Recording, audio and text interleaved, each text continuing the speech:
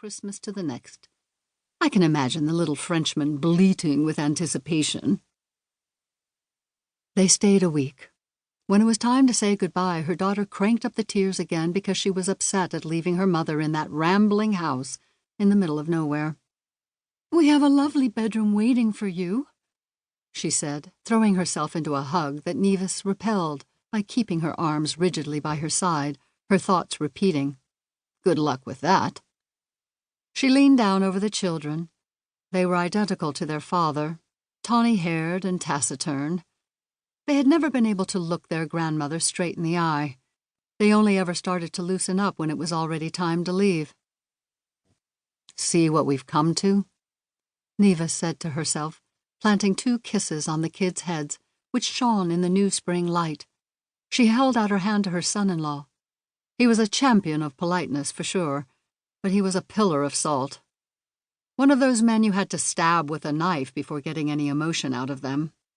The very opposite of her daughter, who carried on whimpering until Nives finally turned on her and snapped, "I'm not dead yet." She'd said it partly for a laugh and partly to let it out, but Laura didn't take it well. It must have sounded like a sick joke so soon after her bereavement. Her face darkened, as if touched to her quick in an obscene way. "Ciao, Mama," she sighed, dragging out the final kiss on her mother's cheek. The family clambered into the giant rental car. Nives watched them as they drove down the dirt track and disappeared onto the country road. The kids didn't turn around to wave goodbye from the back window. All that was left was a cloud of dust, which only lasted a few minutes. Then Poggio Corbello went back to what it had always been, a place closed to outsiders. Nives looked back to the trough where her husband's days had unexpectedly come to an end. She wondered how the Catani family were doing. They must have made a mint after 20 years in the slaughtering business. Following the tragedy, they'd honed in like missiles to pick up cyclamen, but she still hadn't gotten the payment for the 280 pounds of hog meat. "Every sale is an ordeal," she muttered, and went inside.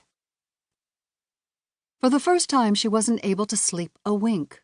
While her family had been there, she hadn't had any trouble, not even with the shock of tragedy in the air. Now she lay there on her side of the bed and suddenly knew why. When she closed her eyes, she felt funny, as if the familiar room might change into something else while she slept. All at once it felt unacceptable that the world could carry on going about its own business. It was as if Anteo was lying there next to her. She was terribly tired, and on 2 occasions nearly succumbed to her exhaustion. But if she so much as started to let the mooring slip away, her eyes would spring open again, and she would come awake with a jolt and a heaving heart.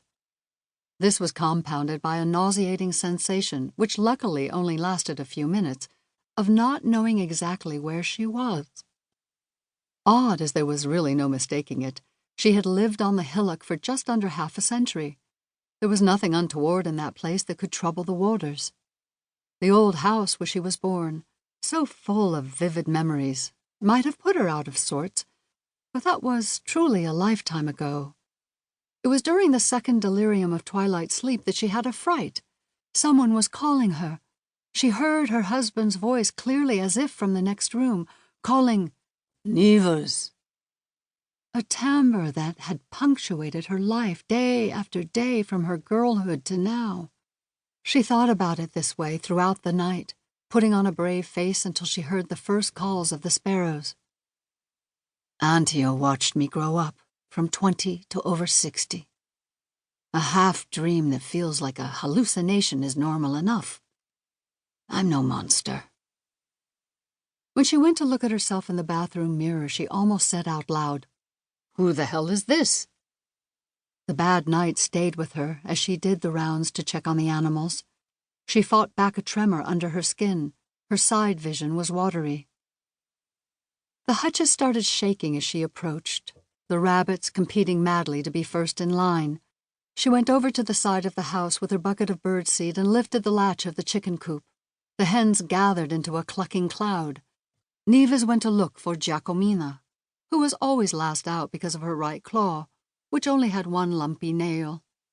Anteo had been saying for ages that they should make broth.